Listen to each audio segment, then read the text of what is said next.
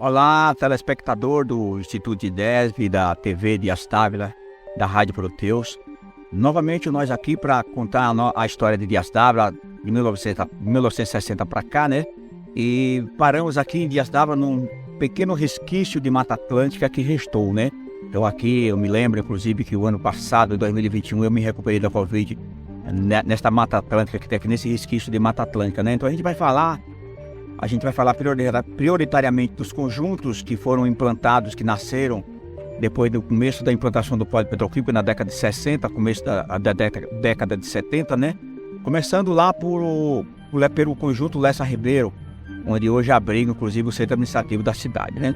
Então, depois do Lessa, nasceram outros tantos conjuntos habitacionais e o Nova Dias Dávila foi um deles, que foi criado para abrigar, para acomodar os técnicos que vieram do Japão e que vieram da Alemanha, responsáveis por startar o nosso polo petroquímico. Então, aquela turma de qualificados que vieram, engenheiros e técnicos, né, de eletrônica naquela época e que vieram para cá, passaram a morar aqui na Nova Dias Dávila, que tinha duas concepções.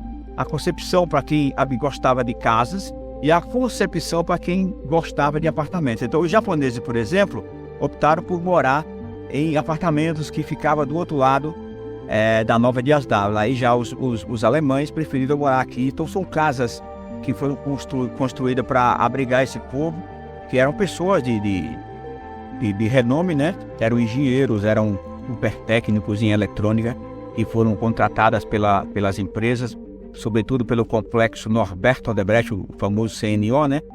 Que foi o responsável por implantar o polo petroquímico aqui na nossa região. Então, Dias Dávila era o grande trunfo hoteleiro da época. Aqui a gente comportava os grandes hotéis, como o Balneário, que era considerado 5 estrelas, né, da região. Aí tinha o Canal de Suez, tinha o Recanto Show, tinha o Recanto Dias Dávila, que também era uma espécie de Hotel Dias Dávila, tá? Então nós tínhamos um dos maiores restaurantes, tais como Cabana Gaúcha, o Cabaleiro, o Beira Rio. Então a gente abrigava, de fato, o grande alojamento de peão era Dias Dávila.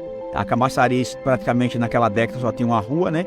Então Dias Dávila ficou responsável por isso, né? Nós vamos falar nos próximos programas, por exemplo, dos POCs, como nasceram os POCs, hoje tão familiarizados em Camaçari, então, que nasceram justamente depois do Lessa Ribeiro, hoje chamado Cristo Rei. Então ali também eram POCs que foram criados pelo prefeito de Camaçari, que era quem mandava na região na época. Era o prefeito biônico indicado pelo governo do estado, já que aqui foi denominada Zona de Segurança Nacional. Vamos falar mais nos próximos programas.